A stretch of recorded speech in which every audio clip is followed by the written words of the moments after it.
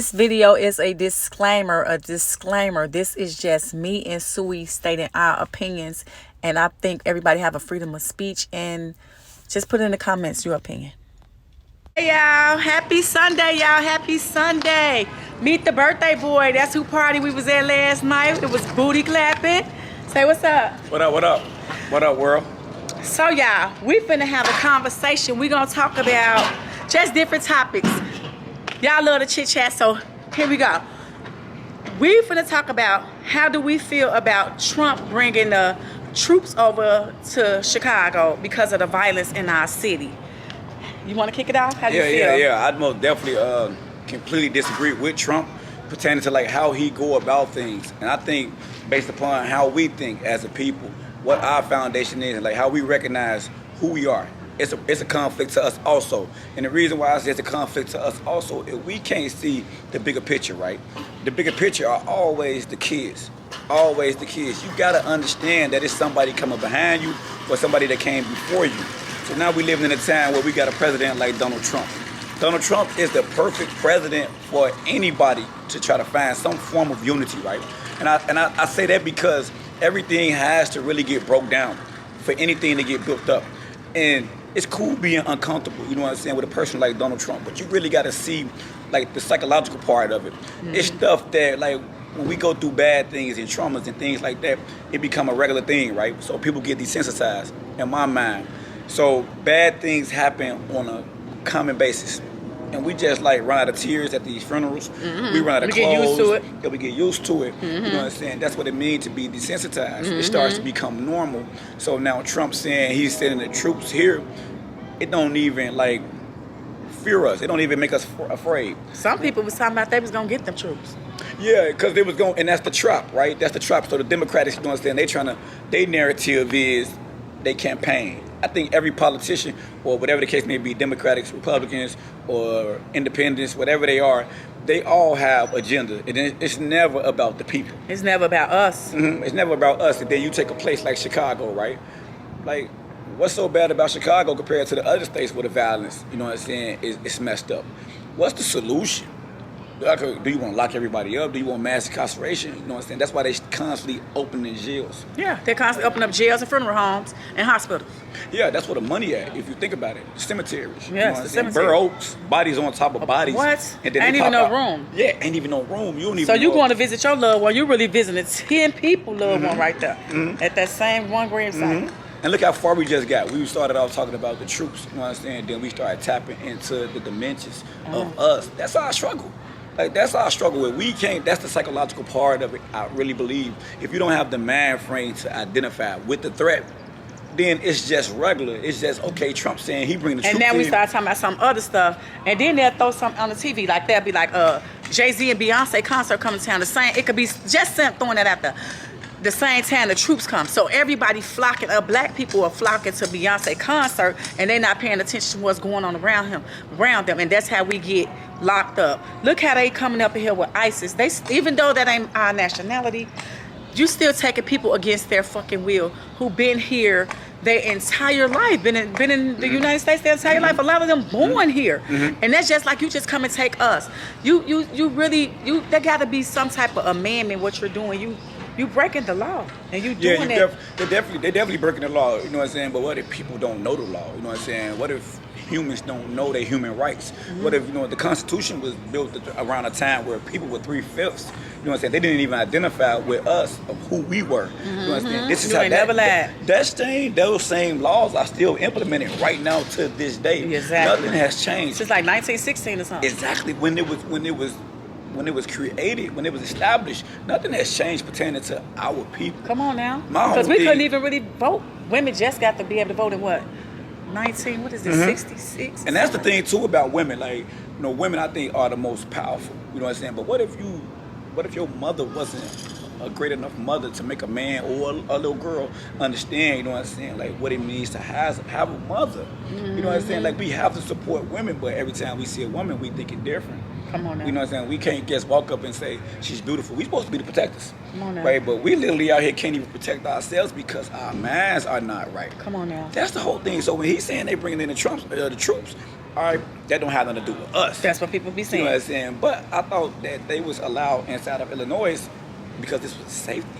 It's a sanctuary for them. You know what I'm saying? If it wasn't a sanctuary for them, right, how did they ever even get here? Right. You know what I'm saying? Now, that's a deep hole. Because if you think about the governor from Texas, what was he doing? He was sending buses to Illinois, not even having them, they not even notified. Princeton didn't even know that buses were coming inside of Illinois. They were just dropping them off. Yeah, they were dropping them off. Look, buses were coming from Texas. Oh, you talking about when they was bringing all the Venezuelans? Yeah. It was already set. Look, it's cause and effect. Everything that they do is all like, it's like 1 + 1. It all add up. They never doing like something for no reason. No, believe you know what that. I'm saying? They never not just, okay, how you flood them here? You flood them in New York. You know what I'm saying? You put them inside these places, and then now months later, you know what I'm saying? When you want to create a story, when you want to create that narrative, okay, Trump, what's going on around the world? You sitting down with these world leaders, and then you still got time to send the troops here. How's that possible? Right. You man and other people business, but you ain't helping the United States. You want us to believe that you're going to make it peace here, when what about if you make a mistake and grab one of us and we don't have nothing to do with nothing? So are the regular people safe? Why you saying you're going to get the people that's doing the crimes? I don't understand how he can actually just, I don't know. No, and that's the whole psychological part, I think, is, you know what I'm saying, when people look at the news, they believe certain things. They take it literally. You know what I'm saying? They don't look in between those lines. Like when you're reading a book, you read this sentence and a sentence, but what's inside of those sentences? How do you interpret it?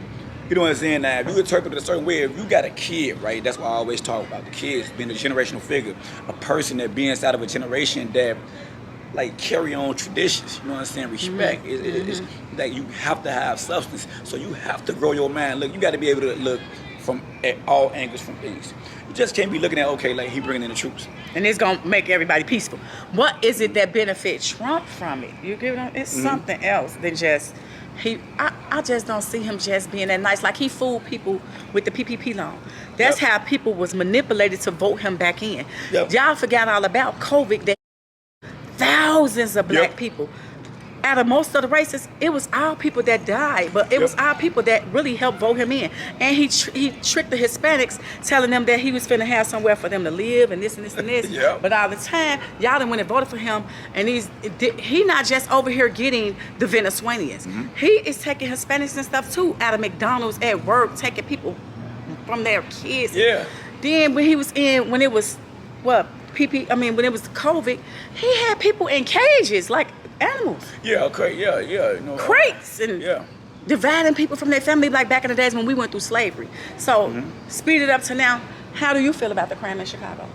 I feel definitely the crime is super reckless, you know what I'm saying? I'm definitely a living testament pertaining to my affiliation with that crime, being young, you know what I'm saying, and following gang, like being a gang affiliated, coming from the projects, poverty, just feeling like, you know what I'm saying, like we was choosing our fight, right? So when our people migrated from the South, generations before us, before we was even born, they wasn't big on these projects, you know what I'm saying, being like mixed with races, you know what I'm saying? So they had people living in shacks. This was when the people was living in the projects. They was working, I think, World War I or II. They were building war machines. And when they were building war machines, they had to live inside of these projects.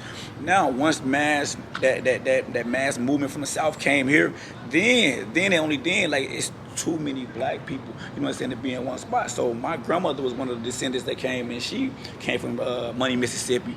And when she came, she went to the Wells. Now when she went to the Wells, that's where we started out, and then we came here.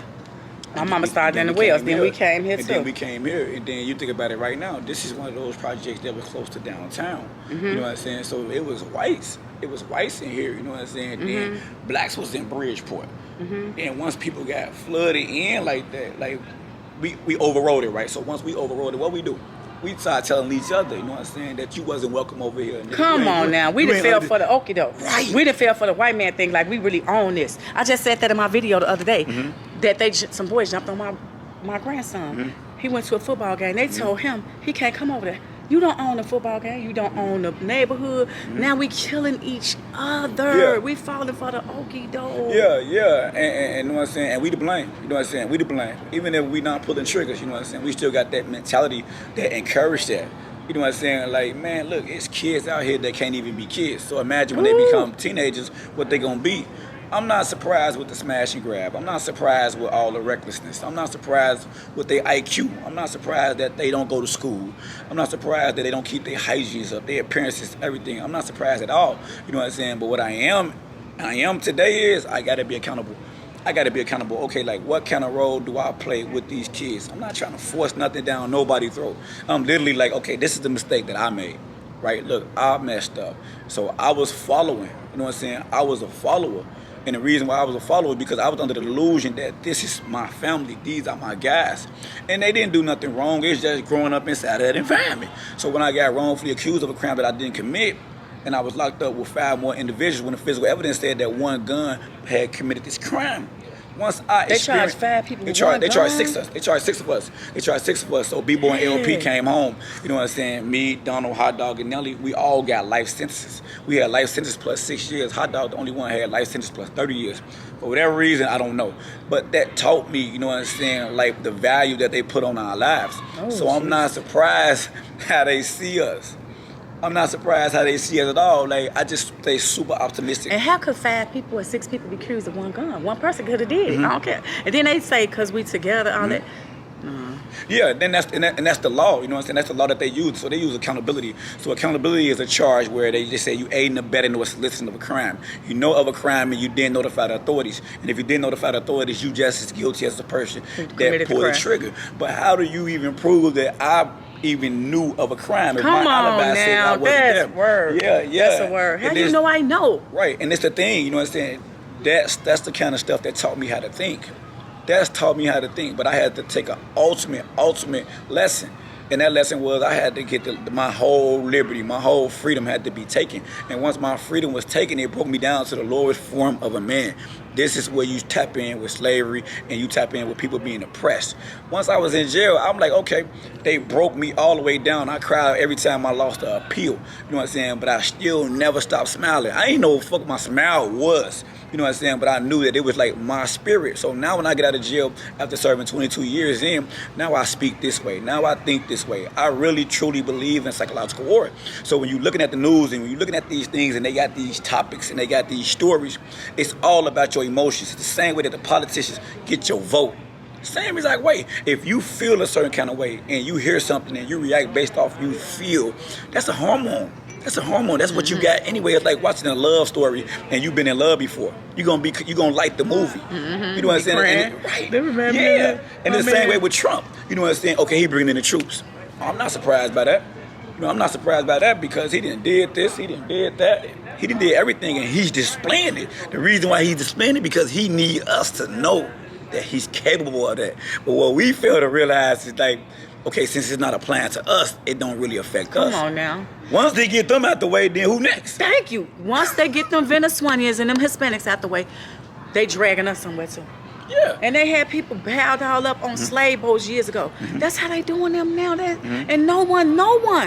I think I'm about the first one that I even ever seen speak on this. No one even is talking about it because guess what? You feel like it don't affect you. When it does the whole entire time. We should be marching for them, even if they are a Venezuelan, even if they are a Hispanic, because guess what? They are human.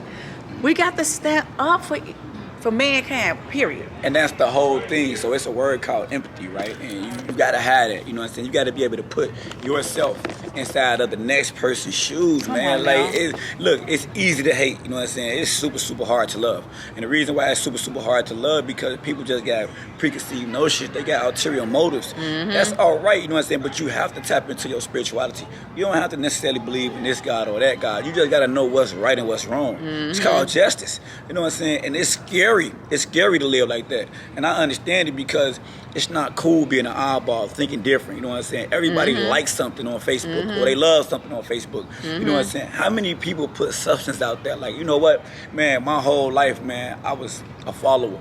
My whole Nobody life, got enough courage to say that. Nobody got enough courage. They don't have enough humility to say that. Yeah, they don't have enough humility to say that. And that's why we become false. You know what I'm saying? Yeah, I'm just one man. You know what I'm saying? I know for a fact that it's a low percentage, you know what I'm saying, of men who take full accountability, you know what I'm saying, for what they did intentionally and what they did indirectly. Everybody got that in them. What we got to do is, though, is you got to look at that kid, man. You got to look at that kid. Like, everybody make a long-term decision in a heat of the moment, right? So you get this woman. You love this woman. You know what I'm saying? You infatuated with this woman. You make an ultimate decision to bring a life in to this world. You got to understand what kind of threat that come with. You know what I'm saying? It's just not the liberty of being a father, you know what I'm saying, or a mother. It's the liberty now where you got to be responsible. You got to, everything that you messed up on, all your mistakes has to be translated to this kid. And once you translate this to this kid, then this kid has to be better than us. And what you think about the men, these ladies? It's a lot of men now. Yeah. Do you feel like that's demonic spirits on them, or there they go making a bad decision? Like what I'm trying to say, not just making a bad decision, like instead of being a protector, do they feel jealous of her? Do they feel threatened that she's leaving? Is this the best thing they had? What is it? Why do you feel like these men, they can't walk away? They're unaliving these women. Yeah, and I think the predators are definitely preying, right? You know what I'm saying? And I think the women are making them easy. So what happened to a woman, you know what I'm saying, being approached like, how you doing, what's your name, this, that, and the third? What happened to that woman, you know what I'm saying, making him earn that conversation? What happened to that? High five. Yeah, you know what I'm saying? And that's the scary thing about life, because how do you start supporting people inside of prison? And it's ironic that I'm talking to you about supporting somebody inside of a situation where they made a mistake, right? Or they accountable for their actions. But nevertheless, still, the law say, okay, you innocent until you're proven guilty. Now, speaking on the fact that men be doing these things to these women, right? Like, first and foremost, I've always been an overprotective brother. You know what I'm saying? You know that. I know I do know that. Right? You experienced that with your brother. Yes. You know what I'm saying? Rest and it was sad. It's sad.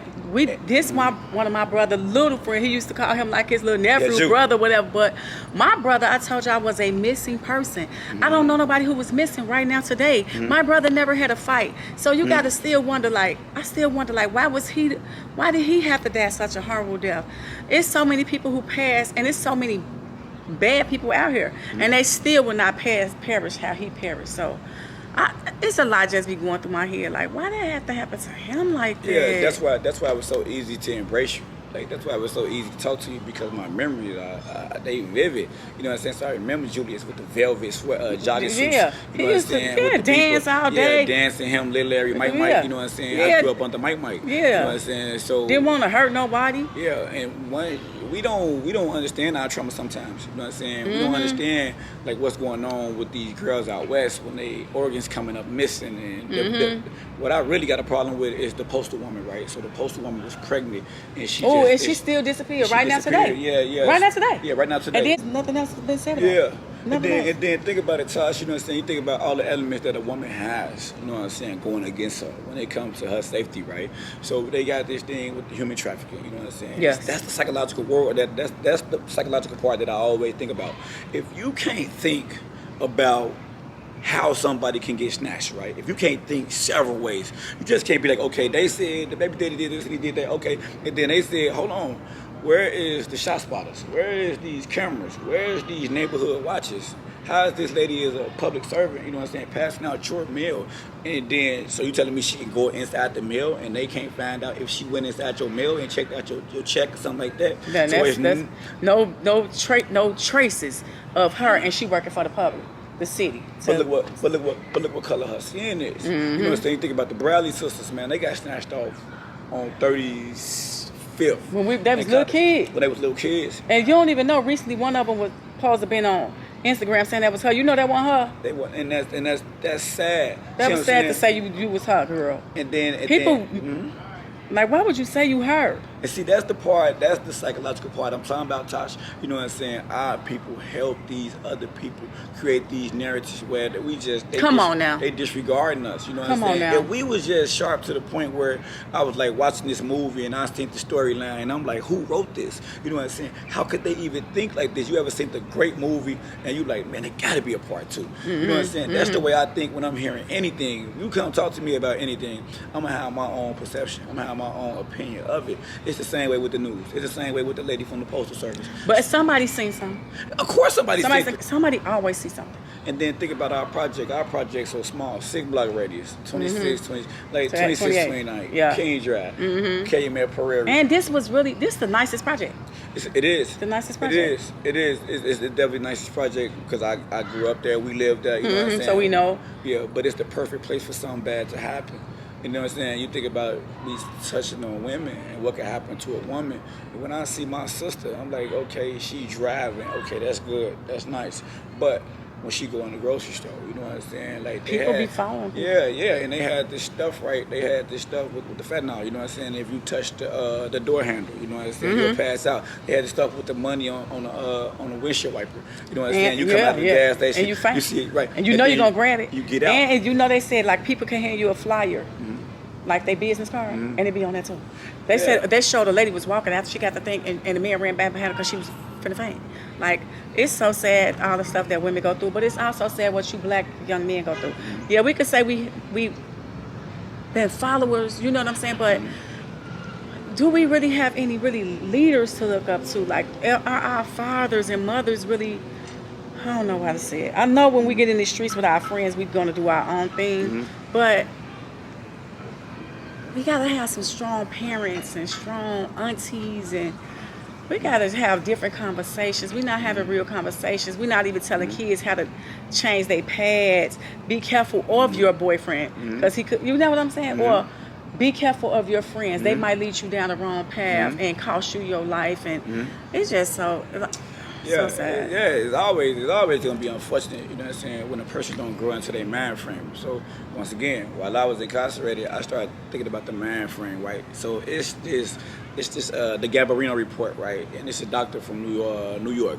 But Illinois' laws are following California laws, which is this young adult, right? And the mind frame that a person has, how your brain develop. So it says like in our late 20s for men, like our brains will develop. But imagine if we don't know this. Imagine if we don't believe this. Imagine if we never come across this kind of information or this kind of data. Imagine if I never went to prison, then I never would have heard of this until whenever I heard of it. But unfortunately, I heard of it while I was inside of prison. So I started to like see the patterns of like who I was. I was like, my brain was really not developed. That's what I mean by a follower, you know what I'm saying? You was a baby. I didn't understand how to say no. And I didn't understand how to say yeah. You know what I'm saying? Like my mother, one of the best mothers, single parent, man, like she raised me right. You know what I'm saying? I was just disobedient, you know what I'm saying? Once I was influenced by my environment, it was nothing that she could do. Yeah, it was nothing that she could do, and she was the best parent. And my IQ was school and everything. I had good attendance and everything, but I disobeyed her. And that one thing about stop going to school, and then I started selling drugs. I was just talking about that. I never had the mind frame then to understand that if I was selling drugs, that it could be somebody come try to rob me. Somebody come try to rob me, then I gotta have this. They don't rob me. And then you could look how they underlined my brother when they robbed him. All that come with that. Your friends gonna set you up. They'll go in the courtroom and say it wasn't them. People will throw a pack by your feet when they see the police. Now you can go to jail, it ain't even yours. It's just so much come with us as black people. But we gonna close it off until next time. What we ending with? Man, we always tell him about what he said. Some things that go on in the prison besides you getting intelligent. Everybody don't get intelligent. You said like some people get sad when their girlfriends don't come visit. Hands down. It's the beast. It's the beast. Belly of the beast. It's the belly of the beast, right? And you think just the belly of the beast is just us violent, you know what I'm saying? Us in that segregated, us in that constantly killing each other because we gang affiliated and we just separated. But when you see a person climb up on the bars to like the 4th floor, right? And then when you get to it go up that high? Yeah, well, it's 5. It's 5. So it's 2, 4, 6, 8. It's 2, 4, 6, 8, 10. So it's 5 floors, and then it's 1, 3, 5, 7, 9. So What? I did 12 years in Menard. So when I was down in Menard from They 06 to tall 18. like buildings? Yeah, they floors. They just like projects. Look, everybody who been to a prison know exactly how they adapted. Wow. They only adapted. The only thing we didn't have is women living in the cell with us, but it was women working as COs.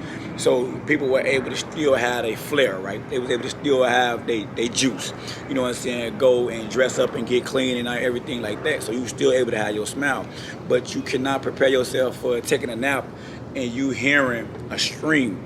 That's what my friend said. He said they used to be there screaming. It's barbaric. It's barbaric, he right? said, Tasha, that hurt your feelings. Yeah. And you think that because you're not strong enough, you know what I'm saying, and you was broken down to the Lord for him that you stronger than the next man all the time. It's not that case. They're not discriminating pertaining to like how we act while we in prison. They're not discriminating at all. They throw you inside of prison and then you can figure out how to get out whenever you get out. So one day I was just taking a nap and I woke up to a scream. Like I woke up to a scream. It was a horrible scream. It was everybody screaming. It was a lot of men screaming, you know. And they older than me, they bigger than me. I'm young, you know what I'm saying. I still got the mind frame of where I come from. So I'm thinking like I know how I'm finna be, but I never like experienced adversity, right? So Ply said something, man, and I live by it right now to this day. So Ply said adversity is a reintroduction of yourself. Like, what is adversity, right? It's how you conduct yourself under certain circumstances. You can have an idea of who you think you are, right? Like, I know I'm Tasha, I know I'm Janine, I know what I'm capable of, but then under certain circumstances, you know what I'm saying? What did the situation bring up out of you? You know what I'm saying? That's what adversity is. It will reintroduce you to yourself. You would think like you know who you are until you face with certain things, whether it's good or bad. Whether it's the sex, you can have good credit, whatever the case may be, and then you can burn your credit. You know what I'm saying? Like, this is just simply what adversity is. As long as you use that as your experience, you will have guidance. But my thing with these streams while I was inside of prison, these streams were inhumane. Like it was like a zoo. You know what I'm saying? And I'm just sitting there like, I don't know what's going on. So I stick my mirror out the bars and I see everybody else with their mirrors out. And I see the catwalk running down, the CO running down the catwalk with an M16. And I'm wondering, like, what's going on? All the time, this guy that went on a visit and his girl broke up with him. Oh my God. Yep. His girl broke up with him. So he climbed up to the 5th floor and he jumped off the gallery. And when he jumped... After you finish this, we got to go because your wife over here by herself. All right. Okay. So tell us what happened. All right, so he jumped off the gallery. He jumped off the gallery. 5th floor. Oh he jumped off the gallery, and when he jumped off the gallery, they left him there. They left him there all night. He bled out right there. Oh my God. Yeah, his head wasn't busted or nothing. Yeah, he bled out right there. They made sure that you understand like what's going on and how it worked. And the next day we went to the yard. We didn't go on lockdown or none of that. The next day we went to the yard like that didn't happen. So I'm just knowing for a fact like this a white guy or something. I'm biased and naive at the same time. I found out it's a black guy. But now I'm like, it opened my mind up, you know what I'm saying, that this was real. This was real inside of prison. You know what I'm saying? It wasn't about the gangs. It wasn't about, you know what I'm saying, who got the juice or none of that. But it's about your mindset. Is you strong enough to really handle that type of life? You never know. And you never know until you in them shoes. Because you could be all day like, I on the level, nigga, you get in my face, but are you ready for to do that type of life? Is your girlfriend gonna stick by you? Are you gonna stick by your husband? Man, it's so deep. And then if you can't provide, yes, you know, feeling like less than a man is something. Like, people got pride. Yes, you know and men feel less than a man right here on the streets when they can't provide. That's true. So y'all, when we be hard on our men, let's not be so hard on our men. Let's not be so hard on our sisters. Let's not be so hard on each other. And let's figure out some unity so we could stop what's going on. I don't understand what he's doing, but I just don't see it all working in everyone's favor. If it is, God bless us all. Yeah, and I really believe like he know he on borrowed time. You know what I'm saying? This is his last term. He know it. Like, what he got to lose? What dude got to lose? Peace. Who I be? Pillows on the table. This shit weak. What's your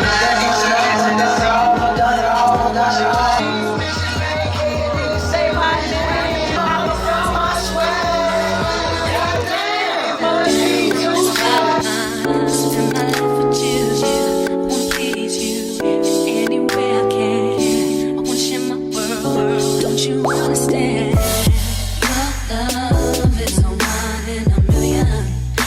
goes on and on and on.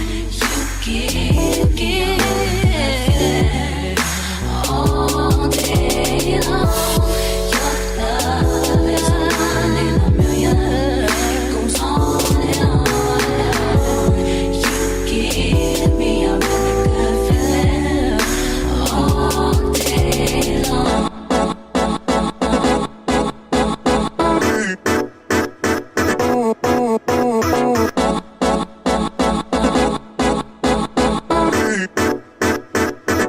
Suck.